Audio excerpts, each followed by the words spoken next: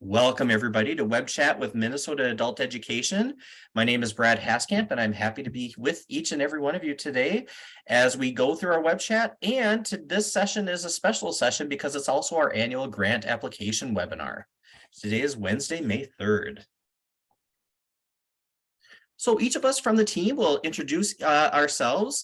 My name is Brad Haskamp. My pronouns are he, him, and I'm the State Director of Adult Education. Glad to be here today. And then I'm going to turn it over, before I turn it over to Neil, I also just want to say a special thank you to each and every one of the members of our Minnesota Adult Education team at the Minnesota Department of Education.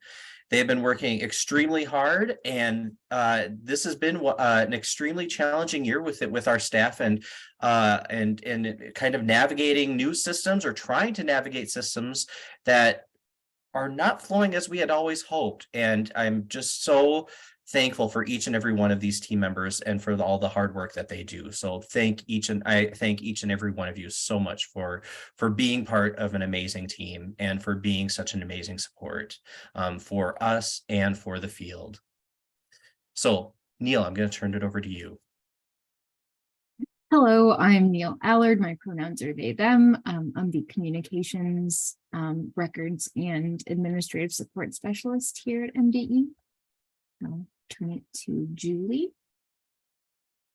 Good afternoon, everyone. I'm Julie Dinko, the transition specialist at the Minnesota Department of Education, and my pronouns are she, her, and I'll turn it over to Astrid. Good afternoon, everybody. I'm Astrid Leiden. My pronouns are she, her, and I am the professional development specialist with our team. And I'll turn it over to Brandy. Good afternoon. This is Brandy Logan. I go by she, her, and I am the high school equivalency and accountability specialist for the team here at MDE. I'm going to turn it over to Jody. Good afternoon, everybody. I am Jody Versa. My pronouns are she, her, and I am the program quality specialist on the team. And I'll hand it back to Brad. Thank you so much. Let's go to the next slide here. In our session today, we have four agenda topics. We're going to turn it over to Literacy Action Network to provide a short legislative update for us. Then we'll focus most of our time on adult education grants and our additional grant reporting. But then we have some additional updates and announcements for you after that. So let's go to the next slide and turn it over to Scott Helland and Susie Evans with the Literacy Action Network legislative update.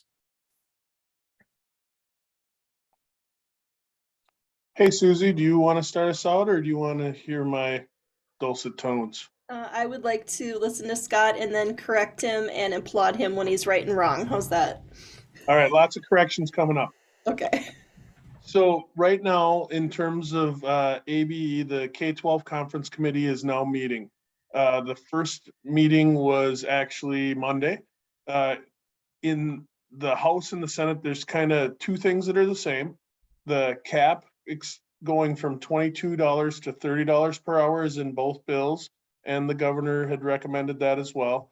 And the high school equivalency funding for either GED or high set is in there that would allow students to take their first exam free, and that's in both of them as well. The Senate, here's where the difference is. The Senate has an increase to the base funding.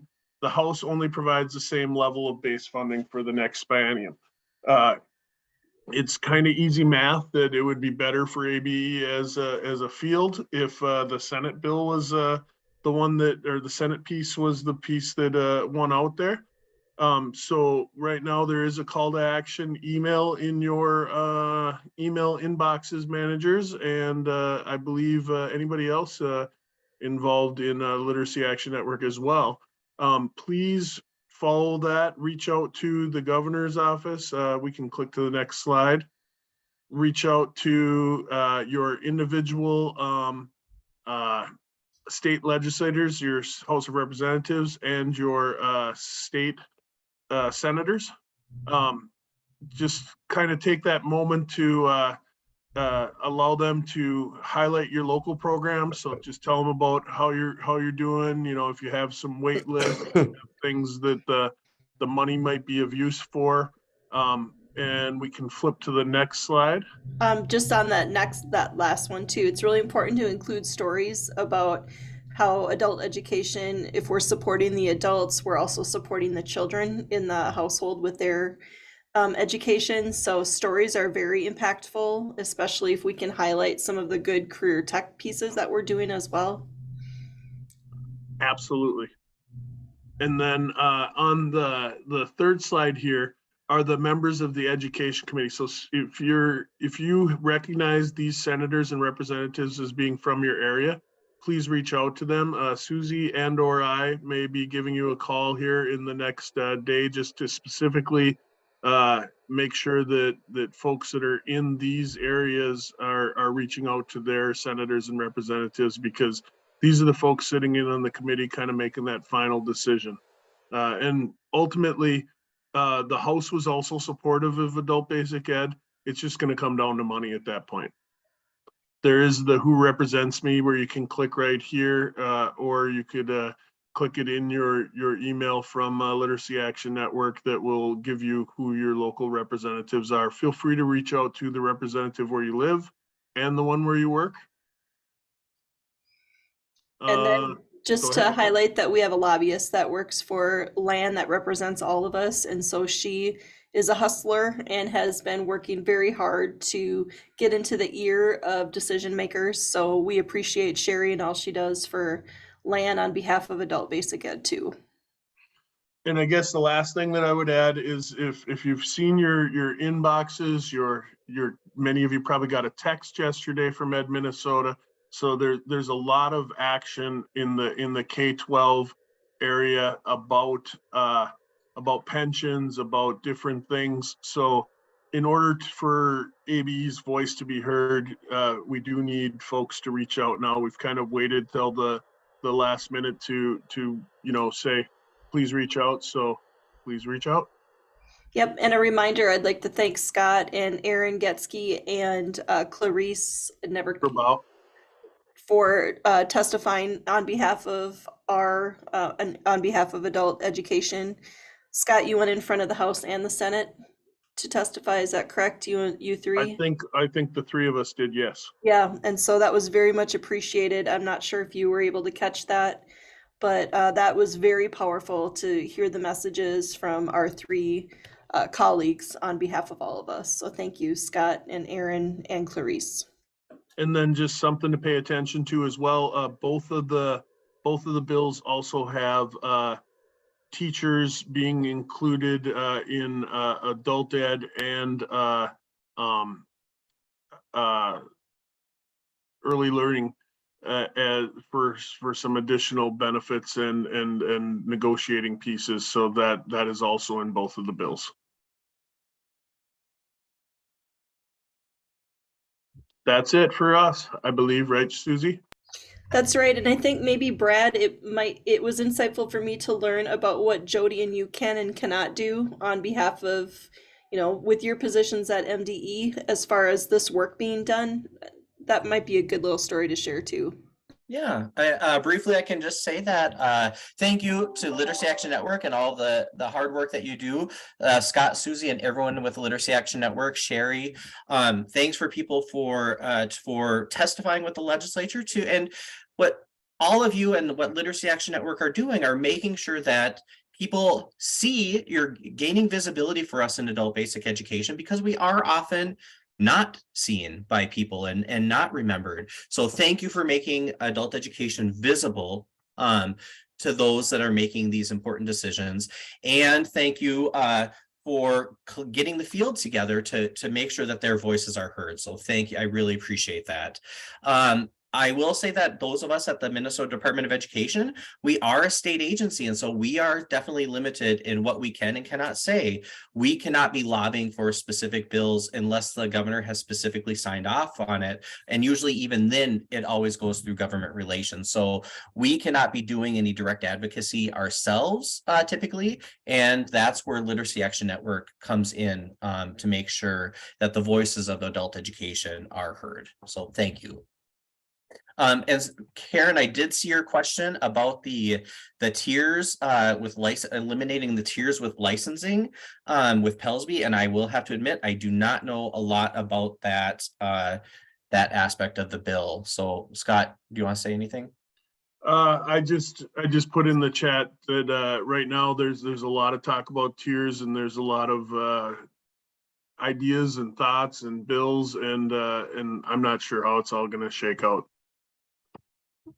Things are definitely busy in St. Paul in the capital. So as we know more, Literacy Action Network will be able to communicate more. Let's move on to the adult education grants. So first off, as we kick off this conversation, we'd like to do another comparison of the contact hours and as we look at funding for the next year for 2023-2024. So as we do a comparison from that table A1 period, which is March of 2019 to March of 2020, with our table A period for May of 2022 to April of 2023, we see a decline in hours, or a difference of 24%, meaning that that for this 2022-23 period, the contact hours that we'll use for grant funding for this for the formula funding for this upcoming year, the hours are down about 24% from what the last hours we used for the grant formula, which were those table A1 hours. So just FYI, that is our current decline in hours if you're trying to compare yourself to your own program or your own consortium to the statewide average. And as you want to think more about this or explore this more, we have had multiple other conversations. There is the Fall Adult Education Manager meeting. There's slides from November 10th that you can look to. There's also that budgeting webinar, Where Should We Begin, which took place in January 2023, and you'll see there's a link to the recording if you go into the slides. Also, we have been sending out emails every month just to kind of keep this front of mind, so you can also check your email inbox. The last one we sent was towards the beginning or in the first full week of April. And we encourage you to talk with other ABE managers as you are planning, because I think that can be really helpful as well. I'm going to turn it over to Jody to talk about service disruption. All right, thanks, Brad. We know, it's been a big topic of conversation this current program year of trying to figure out what your funding might look like for the upcoming year. And so we wanted to, at this point, just make sure you know about and give a little bit more information about service disruption. So just to make sure you know what we're talking about, a service disruption adjustment is sort of a remedy available in state statute that can be helpful in the scenario where a consortium or a grantee is looking at a significant reduction in the grant amount, the full award amount from one year to the next. So we're predicting that this year there might be a higher than normal interest in this particular adjustment, as some of you are looking at sort of a scenario where your grant could be lower next year than this year. So we just want to make sure you know this is available. The specifics are that it's available if the entire consortium is looking at least 10% lower grant amount for the upcoming year, or if at least one provider within the consortium is looking at a decrease of 15% or more. An important caveat that is outlined in state statute is that service disruption means something that was caused by a factor outside of the control of your program, and that reasonable actions were taken to avoid the loss of contact hours. You might remember over the last several years, we have essentially applied kind of a statewide service disruption adjustment by using those pre-COVID hours for several years in a row. So that does kind of set the precedent that we do consider COVID and the pandemic a service disruption. So that is certainly a reason why you could apply for service disruption. And you will also, in that application, need to explain what reasonable actions you took to address, the changes that we all experienced because of the loss of contact hours due to the pandemic. So we want to give you a little more information. At this point, we're getting closer to the point where the rubber kind of hits the road in terms of applying for service disruption. So first of all, we want to be really clear that a service disruption adjustment will happen only if you apply for it. It will not happen automatically. So if your grant award amount will be reduced by more than 10%, we won't adjust it unless you apply. So just keep that in mind. We will run an application process in 2 phases. And the first phase is going to be for consortia who know that they are going to hit the gross revenue per contact hour cap. Now, as hopefully you recall, that currently is $22 per hour. That is set in state statute. That $22 per hour amount has been in statute for a long time.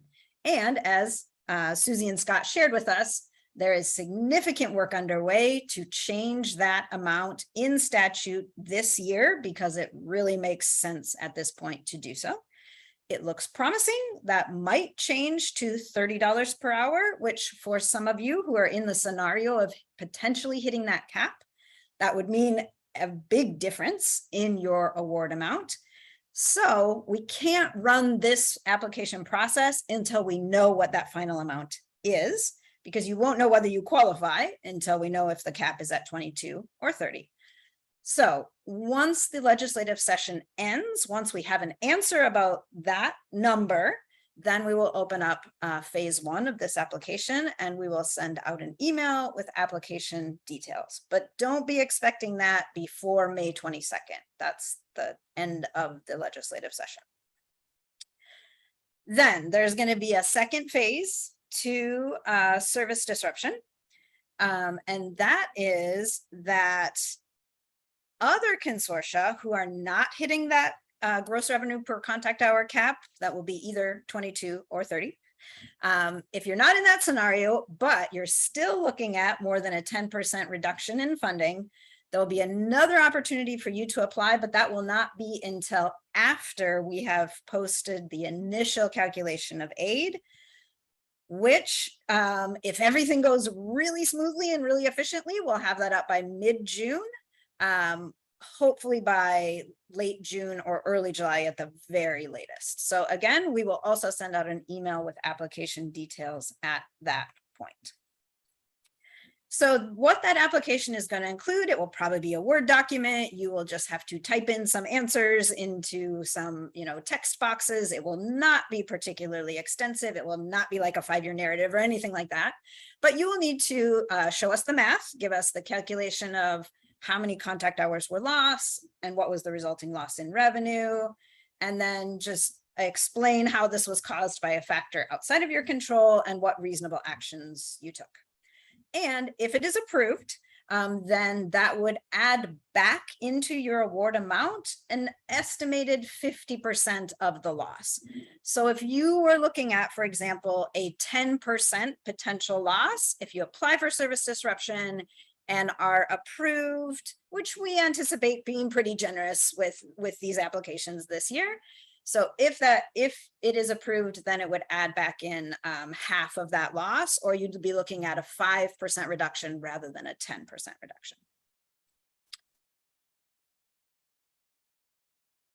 reduction. Scott, I'm looking at your questions. Do we have, let's see, after with the service disruption questions and turning in hours and waiting for the cap, do we have a rest estimate on timing of actual funding? So I think, or Scott, do you want to say more about that question? Not if it makes sense. I think it does. Yeah. And I think the answer is that the actual, we don't anticipate much difference in terms of the timing this year than other years. So at June 1st, so we are always dependent on the legislature doing their job and actually passing, finishing the session. So we know exactly how much money has been allocated to ABE. So we assume they'll do that by May 22nd. All of you will be turning in your applications on June 1st. So then we will have a count of hours. We'll do our best to get those processed as soon as possible.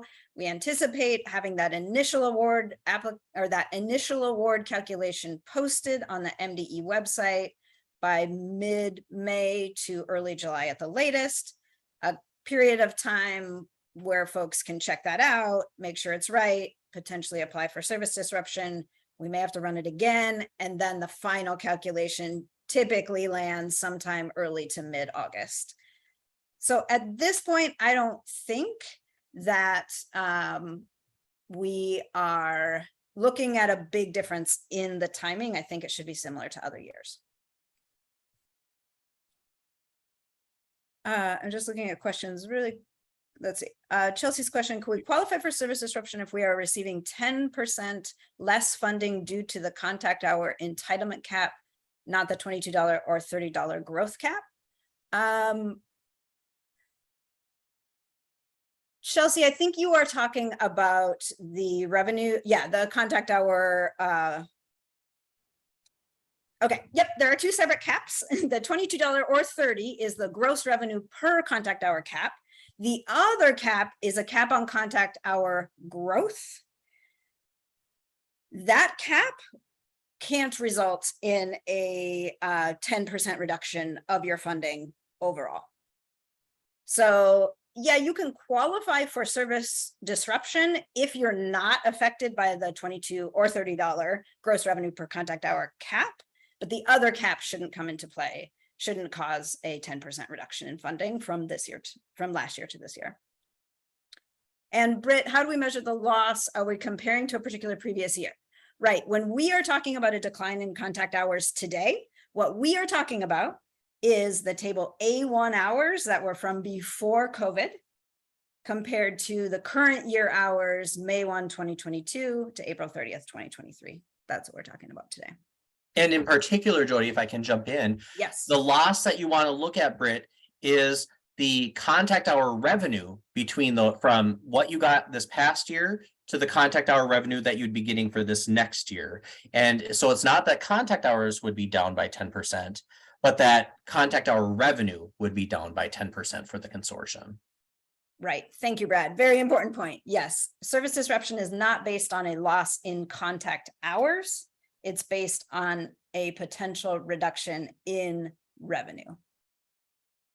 And that's what makes this difficult. And that's why we have the two phases that Jody just talked through, because that's when you would know potentially if your contact hour revenue is down. You can't necessarily predict that until the legislature ends or until you see your initial allocation. Correct. So then I'm going to hand it back to Brad to kind of wrap up the service disruption discussion here. So we assume that there will be folks, like Jody said, applying for service disruption, and that and if one or more consortia apply and are approved for a service disruption adjustment, after that initial calculation is released, that will mean we have to run a new calculation. And what that will do is it doesn't make if we want to compare our total, the statewide allocation for adult education funding, it does not make the pizza any bigger. It doesn't mean that there's more money statewide for adult education. It just means we have to redistribute it differently.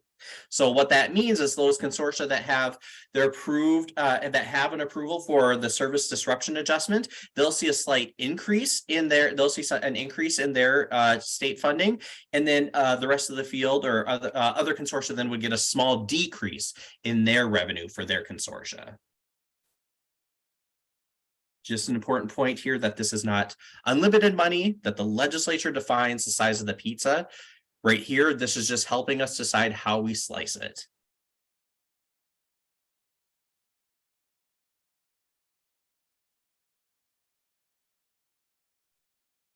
So Okay. this is Penny. Can I ask a question? So Yeah. can you go back to that last slide about, so it says that there will be a small decrease for other consortia. So if people actually have increased hours, they might they might see a decrease, or how are you determine who gets the decrease? I am not following what you're asking, Penny. I apologize. I think, Well, and I'm probably not making, you know me, I don't make a lot of sense sometimes, but so so what I think I understand, Penny. Let me take a shot. okay, So what we are saying is we will put out an initial calculation. That is going to be an estimate of here's what we think your FY24, your fiscal year 24 funding is going to be. Then if a number of programs apply for service disruption and are approved, what that is going to mean is that we are going to run a new calculation and give a little bit more to from that, starting with that initial calculation, however that falls out exactly. We'll kind of redistribute slightly. So we'll give a little bit more to programs that were approved for service disruption, so they don't have as big of a loss. But that means we have to kind of take it away from everybody else, because as Brad's saying, it's pizza. So that means that other programs might get a little bit less than what that initial calculation amount was. So what we're saying is, be sure to check and see that initial calculation than what's put out, but know that this year it's a little bit more likely that could shift between that initial calculation that we put out and when we actually run a final calculation and send out award letters. And so with the example that, thank you, Jody. And with the example that you're sharing, Scott, in the chat, so if a consortium is down by 12% and they are approved, they are approved for a service disruption adjustment after they apply, the individual program would get 6% back. And ultimately, that's more or less, but that would be, we would estimate what would be 6% of the revenue. And we can't be precise because as we're doing this with everybody, it's going to be an estimate, but it would be, we'd say, okay, here's the number of contact hours that we're adding in for this consortium because of the service disruption adjustment. And hopefully that would equate to about half of the contact hour loss in terms of revenue, contact hour revenue loss. I need to be careful about how I say that. Then we have one other question in the chat. Tracy's just confirming, and I think this is in reference to the pizza not getting any bigger. That is, unless we receive the bump in dollars from the state legislature. Yes, if the state legislature, if Literacy Action Network is successful with their efforts, yes, and we do see an increase in statewide total funding. That's the state legislature deciding how big our pizza is going to be. So whether they leave it the same size as last year or whether it's increased from last year, that's all dependent on the legislative work based on the legislature and the work that Literacy Action Network has done.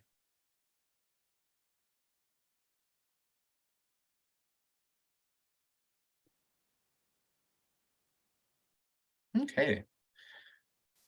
Well, let's dive into the actual grant application then. So with the grants, we have our grants and grants application. There are 4 major grants that we oversee within our adult education team. And of course, there are other types of grants that you might be receiving or applying for as well. There's our annual ABE grant application, which we'll spend much of our time here today talking about. But we also have our federal adult education competition, the integrated English literacy and civics education grants, and our 5-year narratives. So let's dive into some of the federal and the narrative pieces before we dive into the annual ABE application. So it's important to know that with our federal adult education grant, FIN 438, that this 2023-24 year will be the second year of a 6-year competitive grant cycle, which means we're not running a competition for this year, but current grantees must submit an annual application in order to continue receiving funding. And the next competition for federal funding will be is scheduled for spring of 2028. That's everything about the federal grant. Then I'm going to turn it over to Julie to talk about IELCE. So this is the second year of the IELCE grant, and current grantees will continue to receive the funding that they applied for in their original application. There is not a competition this year. The next competition will be in spring of 2025. And I will turn it over to Brandy. Thank you. So we have our 5-year narratives coming up, and the cohort for the 2023 are listed here on the slide. And those consortia have been contacted about working on their narratives. And with the next slide, we also talk about the 2024 cohorts, and those individuals are going to be working with the review date and reviewing the submitted narratives. That review date again is June 27th, and we've already been in communications with everyone, but we wanted to give a reminder.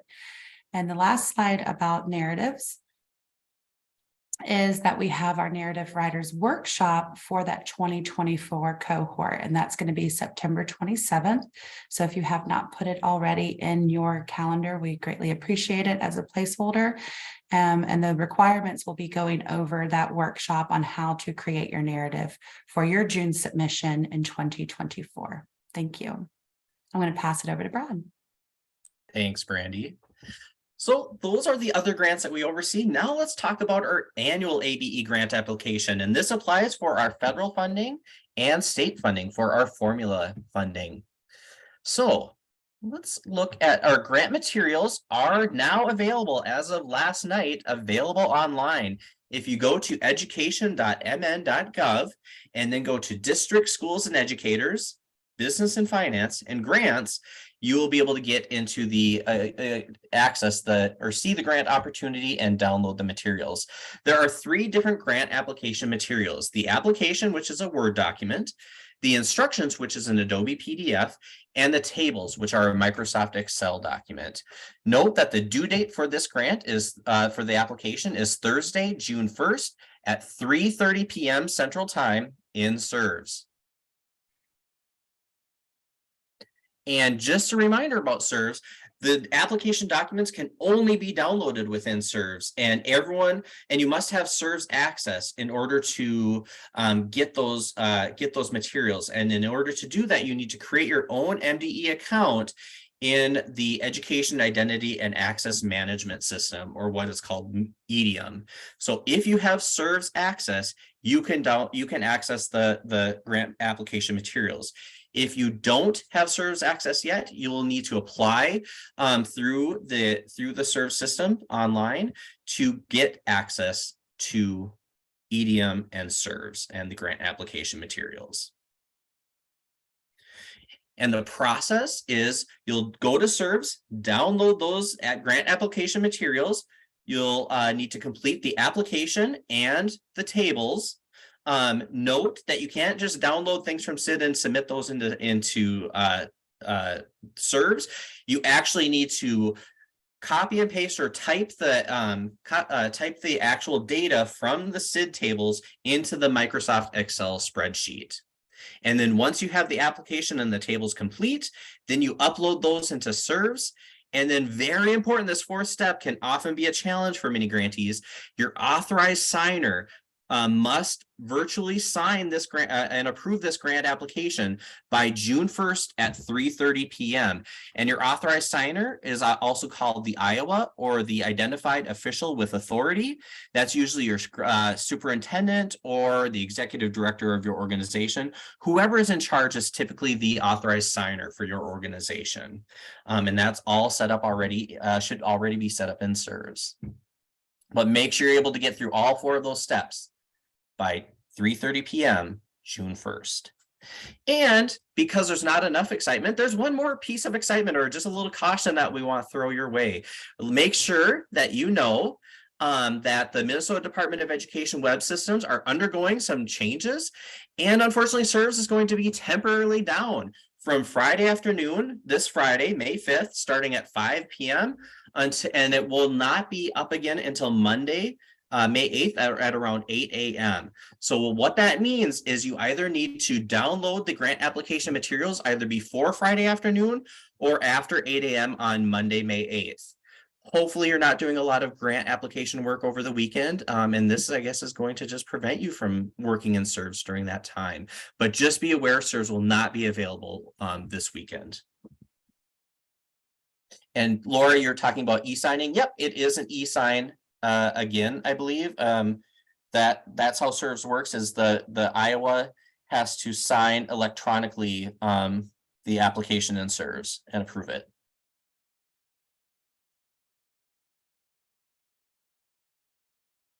Okay. At this point, we're going to dive into those materials a little bit more. So I'm going to turn it over to Jody. All right. Thank you, Brad. So we're going to spend a few minutes here just walking you through the annual application documents and process. It's not that different than any recent year, so that's good news. I know some of you are old pros and have done it many times. Some of you are not necessarily, but we'll just walk you all through it. So a few words, first of all, about the application. The application is not a particularly complicated document.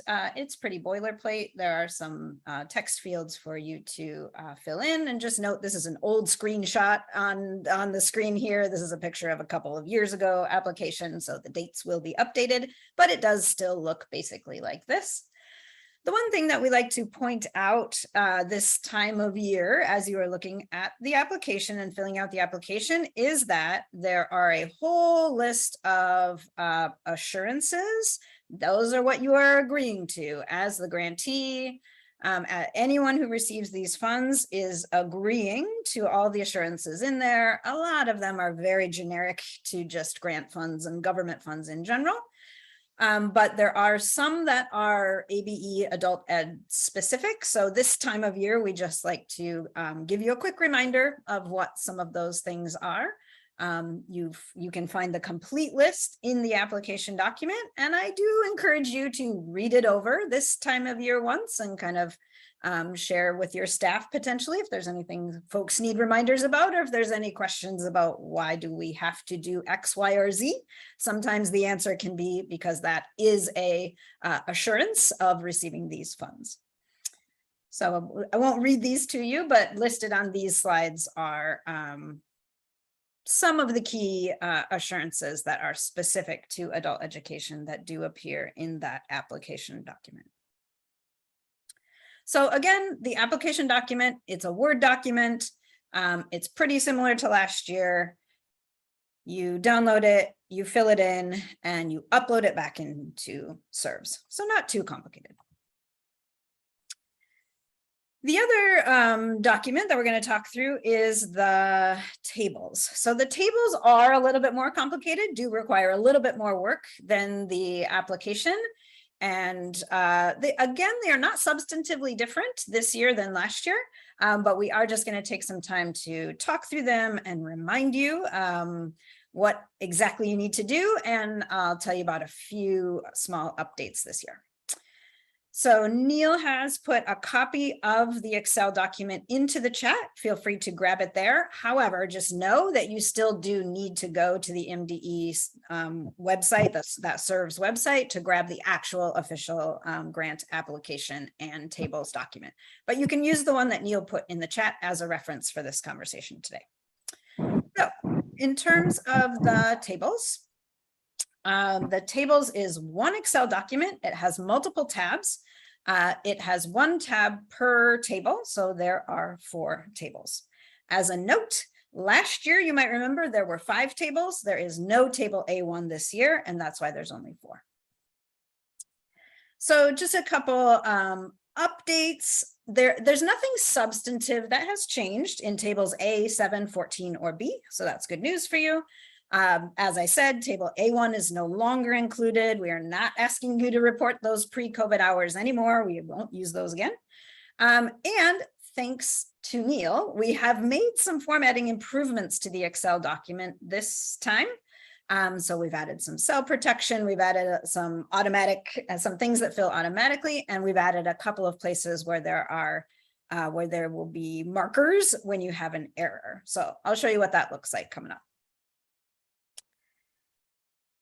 So the first of the 4 tables is table A. Hopefully you're fairly familiar with this. It's pretty straightforward. This is where you are going to report your number of students that you served and your total contact hours. Just to be super duper duper clear, I feel like we've been saying this a lot, but feels like an important point to say it one more time. For this year, we are using the hours that you report on table A in the actual calculation. We have not been doing that the last few years. For the last few years, you have been submitting table A. But instead of using those table A hours, we were using the table A1 hours, which were pre-COVID. So just so everybody's really clear, we are not doing that anymore. So we are really going back to the timeline and the process as we used to do it before COVID and as it is outlined in state statute. So just being super clear about that at this point. So for table A, your table A data is in SID. Every year we get the question of like, why can't you just pull it out of SID and calculate our funding that way? Maybe someday in some far off future, we can coordinate those two data systems, but currently SID as a software product and the aid calculation software that we work do not talk to each other. So we do need you to pull your data out of SID, make sure it looks right, and enter it into our spreadsheet. So this is just a screenshot of that table A report in SID and what that looks like. And then you're going to go ahead, you or somebody in your staff, go ahead and key in the data from that table A report from SID into this Excel spreadsheet into the table A. Okay, yep, I see a question about the grant. When you're looking on the MDE website, on that serve site, it is a grant for FIN 438 and FIN 322. That's federal and state adult education funds. So one thing that we have added this year that I feel really great about is that hopefully we will make this a little bit easier for you and a little bit harder to make mistakes. So we have added some protection into this Excel spreadsheet. So now you can enter your data into the cells, but you cannot type over the formulas. So it will total for you automatically, and it won't allow you to erase that formula unless you get rid of the protection. And we're hoping that just makes it pretty straightforward. You just need to key in your data and then check and make sure that the totals look the same on this spreadsheet as they do on your SID report. Laura, yes, I see your question. Occasionally folks do make a mistake, shocking. And so for everybody's sake, both your sake and our sake, we're trying to make it harder to make a mistake. So that's the idea. So just a couple of thoughts and notes about table A. As you know, this data is really important because it's tied to your funding. As I said before, remember, we use this data that you report on table A to figure out your funding. We do not pull your hours out of SID. This is the way that you give your hours to MDE to be used for funding. So check carefully. Data entry errors on this report can change your funding. So it's just it's kind of high stakes. So please check carefully. And please consider keeping a copy of your table A report from SID for your own records. We have realized in the last couple of years that sometimes it is nice. Sometimes something can happen in SID. Things can change, or somebody can find some old hours and figure out a way to enter them. It's a good idea to, when you run that table A report, save it as a PDF or save it as an Excel file, or however you save documents when you pull them out of SID, and just keep that on hand for yourself in case we ever kind of need to go back. And in case if you go back to SID and it looks a little bit different, then you'll have a record of what it looked like when you filled out your report. So that's just a recommendation we've come to in the last couple of years. All right, so I'm just taking a quick look at the chat here before we go on. Looks like we're okay. All right, I'm going to keep us going. So that is table A. The next table is, there we go, table 7. Table 7 is where you report about your staffing. This table is the same as last year. And just a reminder that as of a couple years ago now, we do require that you are entering all of your staff and all of your volunteers into SID. And as long as you are doing that well, table 7 is quite easy. You just need to run it in SID and then enter, key in those numbers into the Excel sheet, into this table document. However, just a note, definitely when you run table 7 in SID, eyeball it. Because what we're finding is, or what we've heard from Jenny and the SID support staff, is that what a common error is if you have not added end dates for your staff and your volunteers who are no longer with you, then they might still show on this table and your count might be off. So do take a look at it and make sure that it seems right. And if it seems, if those numbers seem bigger than you expected or than they should be, that's most likely the cause, that you need to go back and put end dates before this program year for any staff or volunteers that are no longer active in your program for this program year. And if you've got questions about entering staff and volunteer data or about SID stuff in general, we've put the SID support email there on this slide. All right, so I'm going to keep going. The third table is table 14. This table is also the same as last year in terms of the data that we are asking for and the way that you enter it. So this table is asking you to report to us, report to MDE, the different providers that you have in your consortium and what kind of entity they are. So as a reminder, when we say the word provider, what we mean is any entity or any organization that uses ABE or adult ed funding, either state and or federal funding, to employ teachers and to provide ABE instruction. So in column B, all of you will have will need to indicate, everyone submitting an application will need to indicate which kind of entity your fiscal agent is. Every consortium has a fiscal agent that is a provider. You will notice that this total has to be 1 because every consortium has exactly 1 and no more than 1 fiscal agent entity. You just need to put the 1 in the correct row for what kind of an entity it is. And then if some of you work in consortia that only have 1 provider, which is the fiscal agent, and that's fine. Some of you work in consortia that have additional providers who receive downstream funding, and then you need to indicate how many and what kind of providers those are. And then the total at the bottom will total up your one fiscal agent plus any other additional providers. Then the other thing that you're reporting on this report is how much funding, both federal funding and state funding, is flowing out to the different kinds of providers. And again, we've added protection on this worksheet, so you can only you can add data into these rows B, C, D, E, and G, but the totals at the bottom and these percentages will automatically calculate, and you will not be able to edit those cells. So hopefully that makes it a little more straightforward of where you should be entering data. And then we'd also just want to remind you, this was true last year as well, but it is something that was new last year, that was a little bit different last year.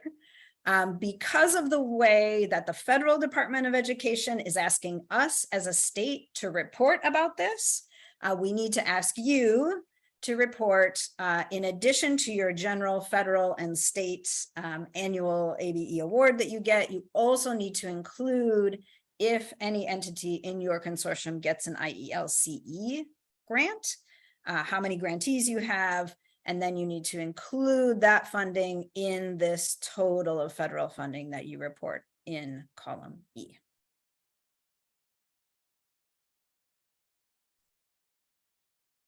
So just a couple of notes on this table, as I mentioned earlier, is one that we have added a little bit of extra of a check for you, that there will be some cells that if they show red, that means that there is an issue or a problem. Just meant to be a visual check for you to make sure that you haven't missed anything or make sure you kind of haven't messed up some of the basic things. So for example, this cell, this total cell, if you try to put 2 here, it will turn red because the only allowable total here is 1. So just be watching that.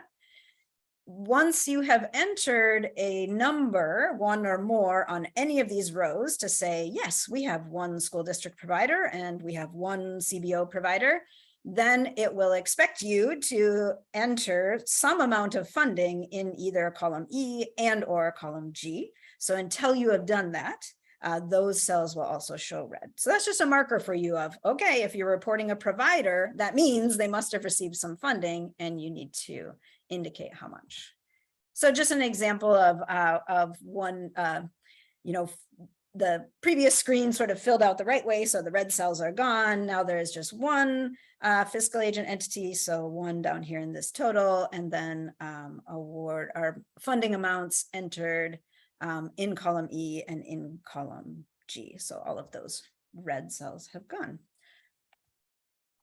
So just a couple of wrap up kind of notes with table 14.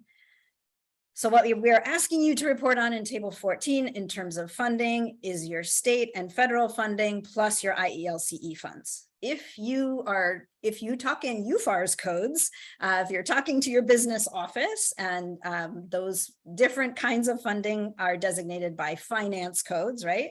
So just to reiterate that our state funds are FIN 322, the federal funds are FIN 438, and the IELCE funds are FIN 801. So you need to be reporting on all three of those.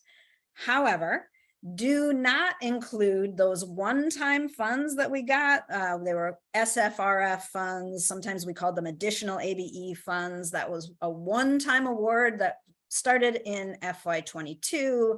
And then some of you used some of it, part of it, this current fiscal year, FY23. That was FIN code 166. Do not report those funds on this table.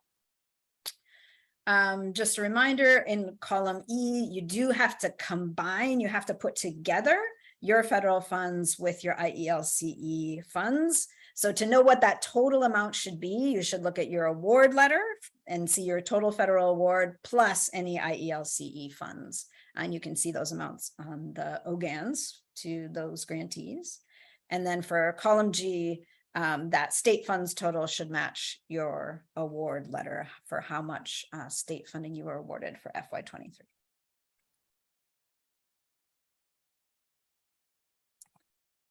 All right, and then the last table that we have on the tables this year is table B. Again, this one is the same as it was last year, so that's good news. For the most part, you should be able to start with last year's and copy and paste. You might have some updates, especially in programming sites, but it should be relatively similar to last year.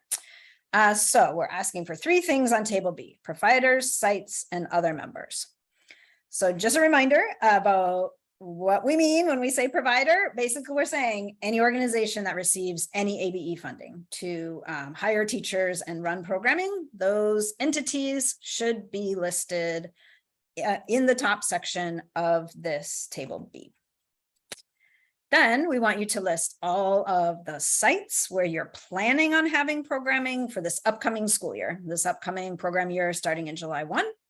It is okay if your plans change. We aren't going to hold you to this. We aren't going to, drive to all of your sites and check by any means. We're just trying to get a sense of, for this upcoming year, what's the plan? Where are you planning to, in terms of physical locations, where are you planning to have adult ed programming?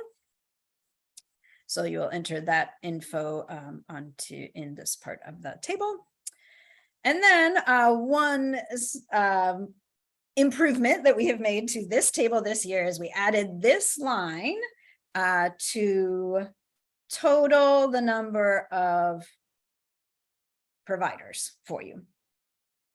So what this is going to do is it's going to count the cells here in this column A that have text in them. And we didn't have this on the table last year, and we're hopeful that that'll just make it more of a visual check to make sure that it squares with what you reported on table 14. I'll talk more about that in a second. So just an example of how that new total is going to work. This is a little bit of a snippet of some of the data from Southeast ABE, so shout out to Southeast folks. And so in this example, there are 3 providers listed. This Austin as a provider has 2 different sites, but there's no text here in this cell. So this totals a total of 3 providers here automatically. This total number of providers is not a cell that you can edit. It's just going to total from the cells that have text here. So in addition to listing providers and sites, we will want a list of other members. So what other members means is those are, for the most part, school districts.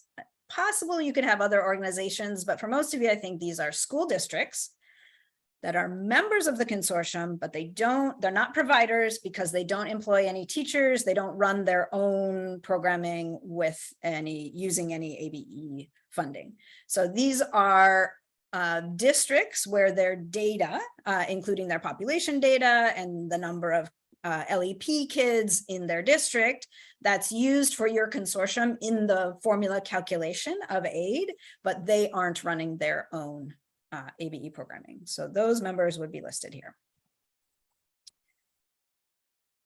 So just a couple of notes, again, highlights what you need to keep in mind and remember about Table B is the definition of a provider, which a provider is anybody who pays their own instructors and runs their own programming. You list those in the first section. You list other consortium members that are not providers in the second section. In terms of sites, please give us, when you list the site, please give us the name of the building, the way that you would if you were standing on the street and somebody asked you, oh, hey, where can I go study for my GED? And you might tell them, oh, go to, the library building or the high school. So give us the name of the building, the way it would be referred to by the public.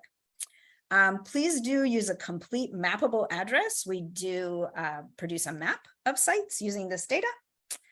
And be sure to mark if some of your sites are non-public, like a jail or a treatment program or an employer, something like that. Oops.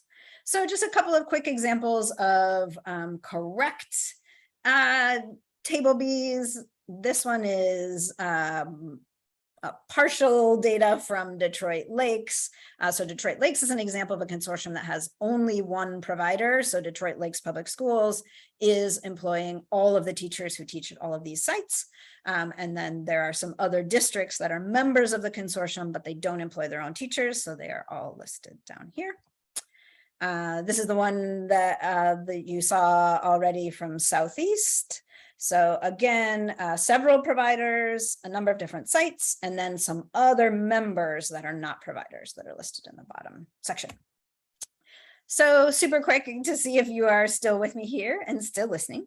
Can you point out, put in the chat really quickly, what do you see that is incorrect or not ideal on this Table B?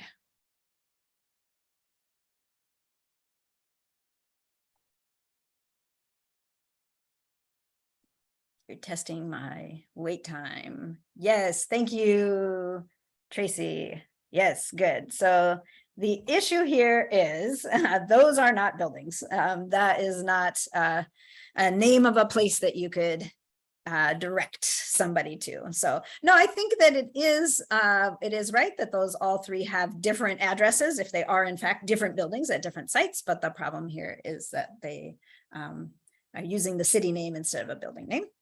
Here's another example. There's also a couple of issues with this one. In the chat really quickly, what do you see that is not correct on this Table B example? Yes, exactly. Thank you, Julie and Kelly. The addresses are not correct, not full, not mappable. There is one other.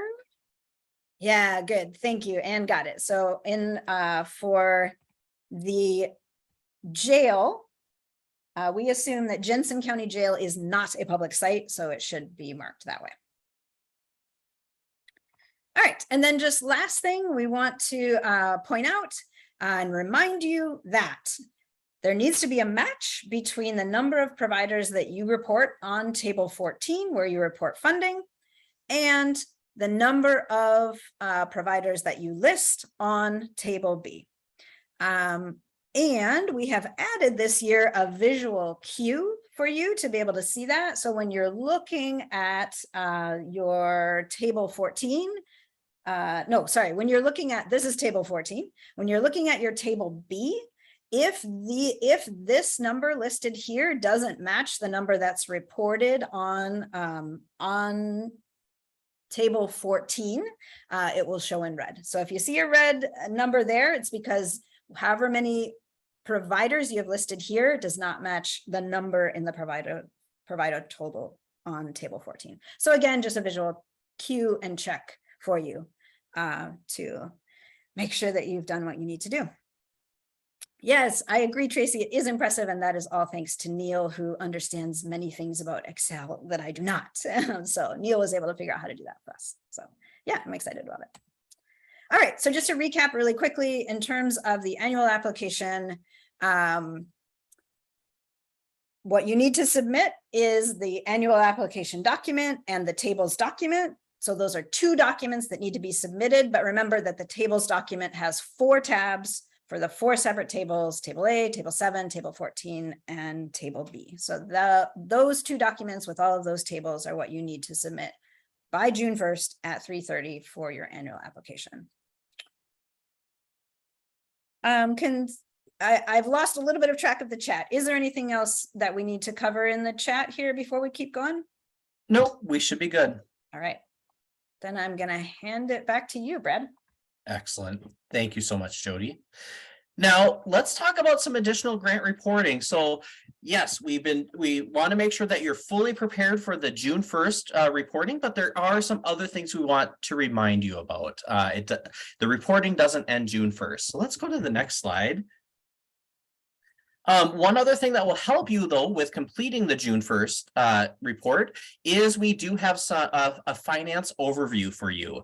Thank you, Neil, for putting that in the chat. I encourage you to download this from the chat, and please share and discuss this finance resource with your other adult education program administrators and with your business staff. Make sure that you're all on the same page about some of these key financial details that you need to keep track of.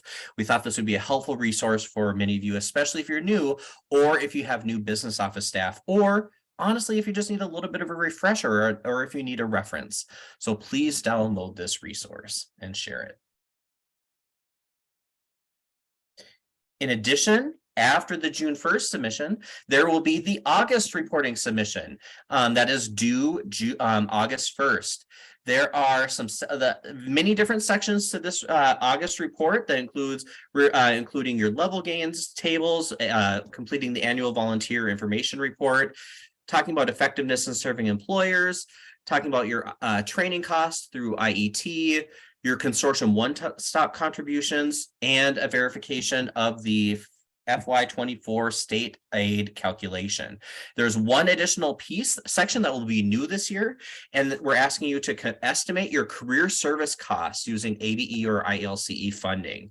Don't worry if you don't know anything about that yet. Now is not the time that you need to know that. We will be releasing this form and additional details in early June, so stay tuned. And we'll be talking more about this August reporting submission at our web chat on Wednesday, July 12th. One aspect that you heard me mention about that August report is the volunteer report. So just a reminder, volunteer training is required by policy, and that volunteer training must be documented in SID, in our state adult education database. To help you complete the annual volunteer report, we have a webinar coming up with Literacy Minnesota. That is on Tuesday, June 6th from 2 to 4 p.m. And you can see that Neil has put in the chat a link to register for that webinar. Thank you, Neil. At this point, I am going to turn it over then to Astrid to talk about additional updates and announcements in professional development. Thank you, Brad. Yeah, so let's get started with some updates around professional development and some upcoming opportunities. First, we want to make sure you all know that we are currently seeking advisory team members for 5 of our advisory teams: the language and literacy team, numeracy instruction, transitions PD, administrator PD, and distance learning. This is an excellent opportunity to get involved and shape the professional development that is offered in the field. Minnesota is pretty unique in the level of involvement that practitioners and administrators have in designing, delivering, and evaluating PD, and we would love to have your input. Those applications are due on June 2nd. You can go to the Atlas website to see the applications for the first 4 teams, and then the distance learning application is available on the Literacy Minnesota website. And Neil has put a link to a newsletter article where you can find out more. Also want to take this opportunity to extend a huge thank you to our outgoing advisory team members. We could not do the work that we do without you, so thank you so much. Go to the next slide. Yeah, so tomorrow we are kicking off a new cohort of a Minnesota group going through the LINKS DEI, Diversity, Equity, and Inclusion course. This will be an opportunity to work through a self-paced course along with other Minnesota adult education colleagues to explore what DEI looks like and can look like in the adult education classroom and in programs. And as part of this course, we will identify steps that we can take to advance equity in our context, and you'll have the opportunity to conduct an equity audit for your classroom or program. So we're getting started tomorrow. If you would like to register, information is in the chat. There will be a kickoff webinar tomorrow, about 6 weeks, 1 unit per week, working through the course, and then a wrap-up webinar on June 15th. Next slide. Just as a reminder, per our assessment policy, anyone in your consortium who is administering NRS assessments, so process TABE, best plus assessments, must participate in an initial assessment implementation training before they start administering tests. And then every 5 years, they should go through a recertification training. So our assessment trainers will be offering CASAS and TABE implementation trainings virtually the Friday before Summer Institute, that's August 11th. And then at Summer Institute, they will be offering the recertification training. So you can learn more about assessment training options at the MNABE assessment website, or request a training for your site or program directly from Marty Olson, and her email is in the chat. Speaking of Summer Institute, it's around the corner, and we're headed back to an in-person conference this year in St. Cloud, a new venue, but still in St. Cloud. We're really excited to be able to get together again. There's a link to more information about Summer Institute in the chat.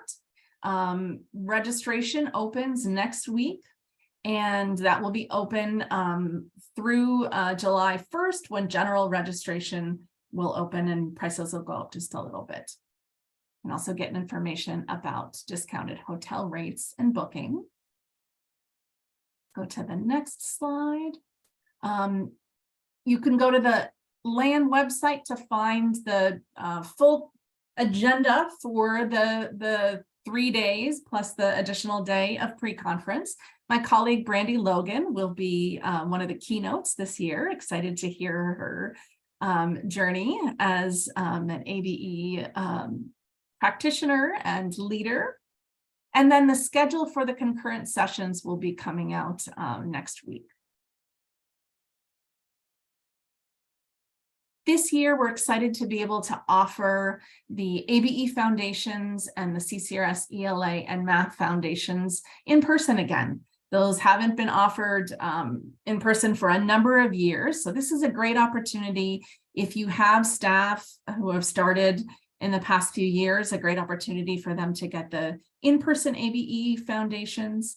And then if you have staff who have not yet been through CCRS ELA or Math Foundation. So those will be Tuesday afternoon going into Wednesday morning, and both days are required for both of those. Seeing in the chat, Caroline, a question about, did you say they will be in person at SI? I think you're referring to the assessment trainings. The implementation trainings, the longer trainings will be virtual the Friday before Summer Institute. And then the recertification trainings will be in person at the conference. Literacy Action Network is also looking for award nominations. Those are due May 19th, an opportunity to nominate a colleague for one of these categories. This is an excellent way to honor the contributions of folks in the field, and they will be celebrated at the annual award luncheon on Thursday of Summer Institute.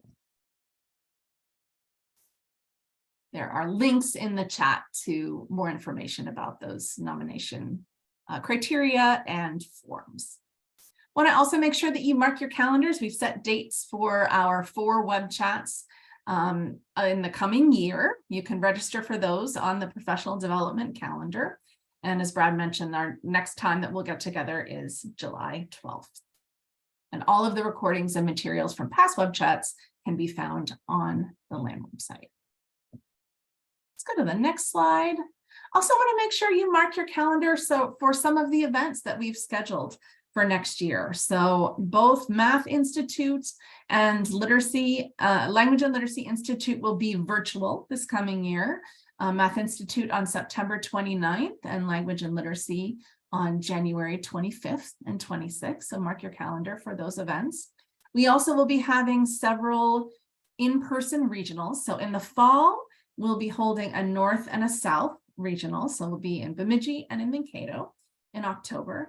And then in the spring, we'll have our first Metro regional for since 2020, I believe, was the last time we got together in person for a spring regional in the Metro area. So we'll come together on March 1st. And then also mark your calendar for the Support Services Conference, which will also be virtual on November 16th and 17th. I want to make sure that everyone is aware of the FY24 PD dates document. This is a spreadsheet where you can find all of the key dates that have been scheduled for the coming year. So we have a number of things, as you can see, already planned. We'll be adding to that throughout the summer and the year. So bookmark that. I think it could be a really helpful tool, managers, as you're thinking ahead to your calendar for next year, your PD calendar, and helping your staff plan their professional development. That can be found, if you go to the next slide, Jody, on our MNABE professional development catalog. So you'll see a link to that catalog that has listings for all of the professional development offerings that we deliver through our support network, and then linked out documents to the current year's spreadsheet as well as one for next year. And then finally, just a reminder, as we've discussed on previous web chats and in our fall manager meeting, we are going to be implementing an adult education staff training policy starting July 1. We shared a draft of that policy and the requirements at fall managers meeting. We made some significant adjustments based on the feedback that you shared with us. So going into effect on July 1st, the only new requirement that will be added is ABE foundations, and anyone hired after July 1st will need to go through ABE foundations training within the first 12 months of hire. And then a number of other trainings that already exist in policy, process and tape implementation training for those delivering tests, distance and blended learning basics for anyone engaging in DL programming, TVM certification, again, if a teacher is delivering TVM lessons, and then standard adult diploma 101 training for staff who are engaging in adult diploma programming. And then we're strongly encouraging participation in our foundational training for the 3 sets of Minnesota adult ed content standards: CCRS, ACES, and North Star. So keep an eye out for that in the next couple of months. And I will turn it over now to Brandy to share some HSE updates. Thanks, Astrid. So following into HSE updates, HiSET is finally officially here for the state of Minnesota. We're super excited to offer an additional HSE option for all of our testers in the state. As you can see, the difference between the scores of HiSET and GED. If you have additional questions on where to find information, you can always email me, and that is at the top of this slide. And if Neil can put it also in the chat, I would greatly appreciate it. The next slide, we're going to talk about the subsidy. So we've always had our GED subsidy, but now we also have the high set. It is active and it is ready to be used. It's the same increment, $40 total, $8 per subtest instead of 10 per 4 on the GED. So that's the only difference.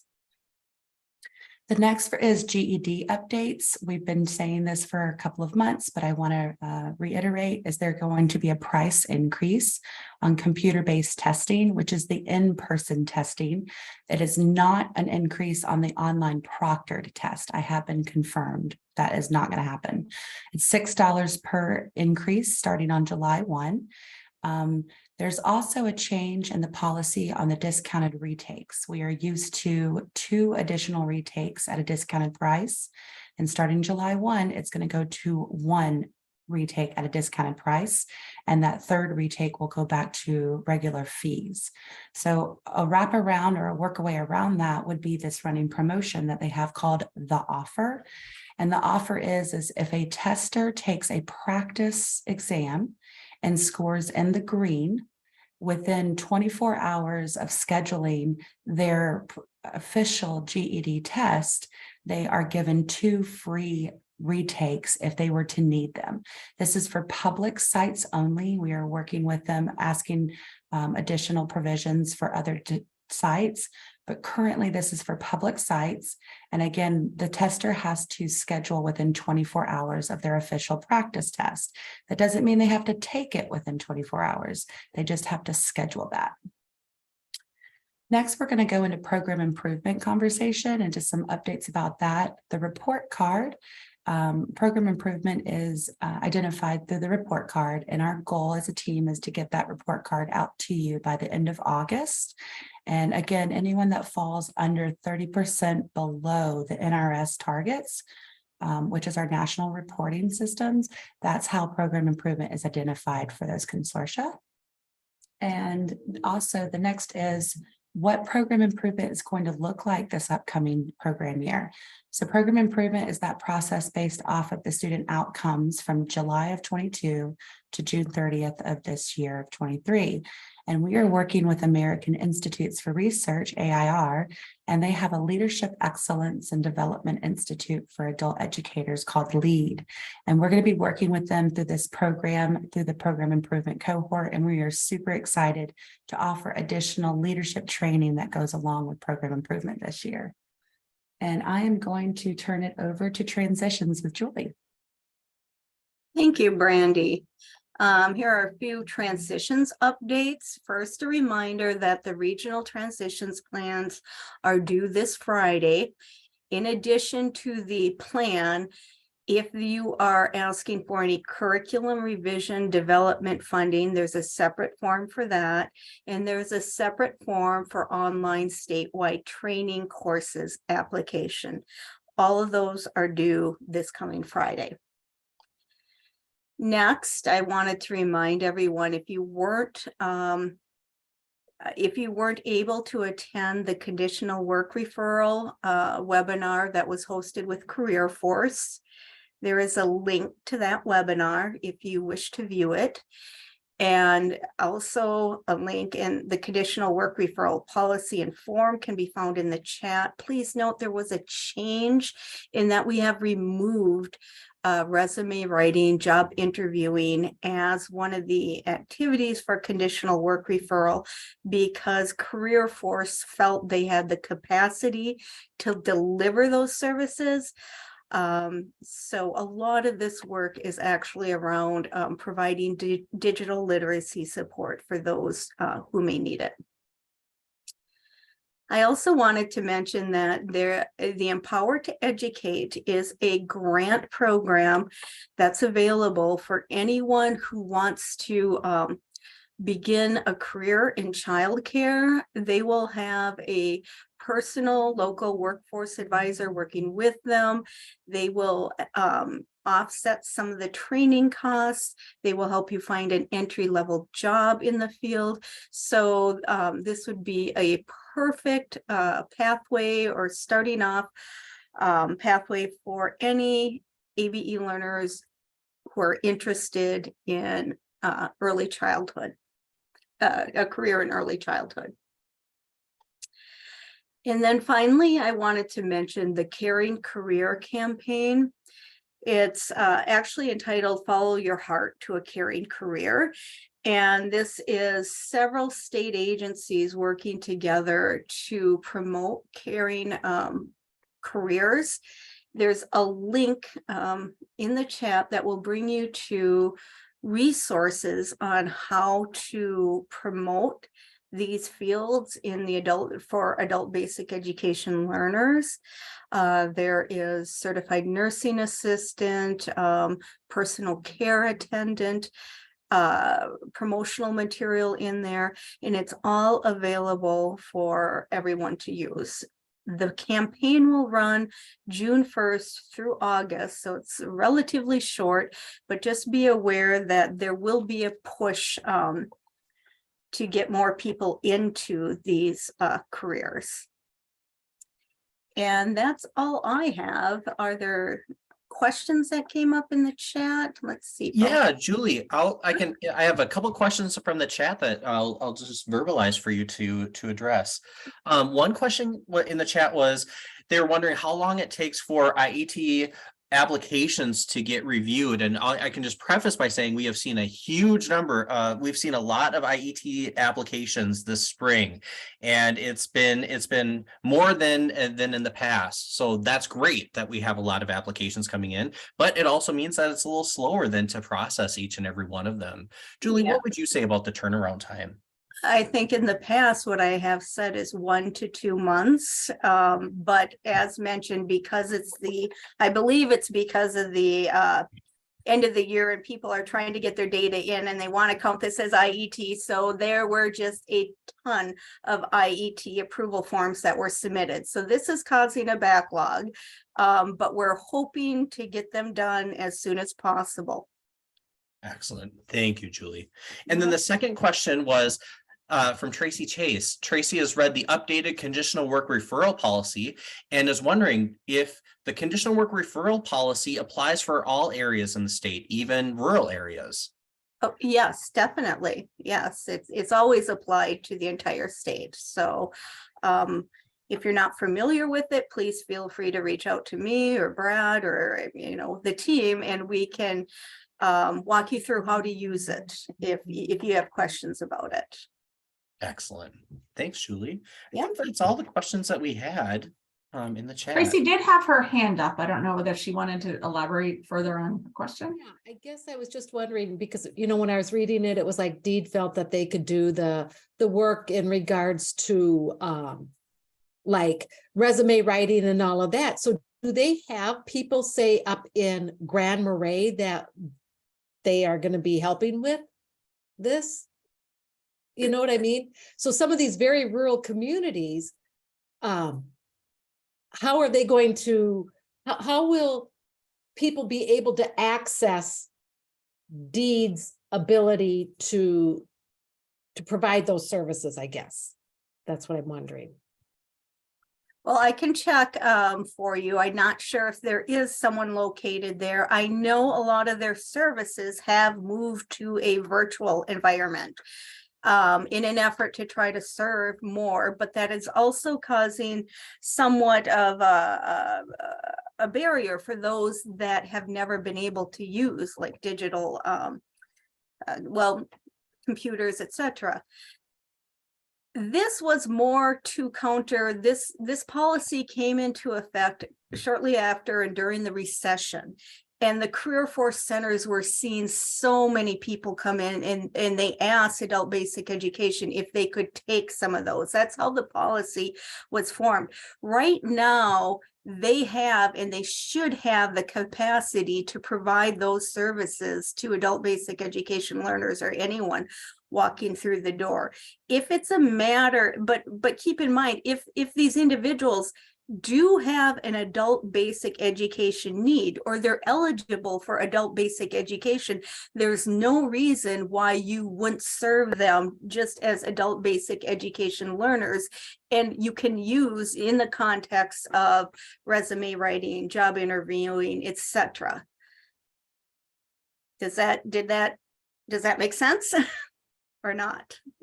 Yes. And yep, I can we connect you agree. with someone with workforce development staff up in that area that you could use to refer learners to specifically if they don't have ABE needs. Right, because that was one of the, my concerns is that sometimes I don't think that policies that are made, say, in the cities, rural Minnesota can be very, very different.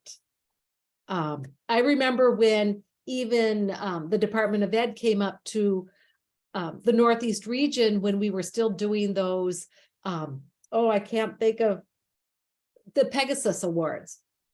And people were shocked of the distances between our locations, that it was very rural and very, not a lot of people, you know what I mean? And so sometimes I think policies are made that maybe aren't necessarily as fitting for rural as maybe the cities. Just my opinion. Thank you. We'll take it into consideration. And I will send that information to you, Tracy, so that you have it. Who to connect with. Okay. Well, it is time. Thank you very much, Julie, and thanks everyone for your questions. One final thing we wanted to share with folks today is that next week is Teacher Appreciation Week, May 8th through the 12th. And so I just want to thank each and every one of our educators out there. Thank you for sharing your passion, for igniting the passion for learning and for working with people around the state. Thank you for being the face, the voice, and the hands of adult education. I really appreciate all of the work that you are doing to make our adult education system possible and to make it succeed and to make it such an amazing place and such an amazing network of places and services around the state. So thank you all so much for your work. And I hope that each and every one of you are finding some ways to celebrate Teacher Appreciation Week in your own programs. In terms of today's session, the materials, including the recording, slides, and handouts, will be posted in two places since this is our grant application webinar. You can find it at the Literacy Action Network website and at our Minnesota Adult ABE state presentations website. And so thank you, Neil, for sharing the link in the chat. And our next web chat is Wednesday, July 12th, 2023 from 1 to 2:30. And there is you can find a link when you download the slides to apply for or register for the webinar. And thank you all for being here today. It was an action-packed session, a lot of information. Thanks especially to Jody for helping to provide all of this information. Thanks to the entire team for sharing all the information and all the work that you're doing each and every day. And thanks all of you for coming today and for continuing the work of adult education. Thank you all so much. And we can end the recording now.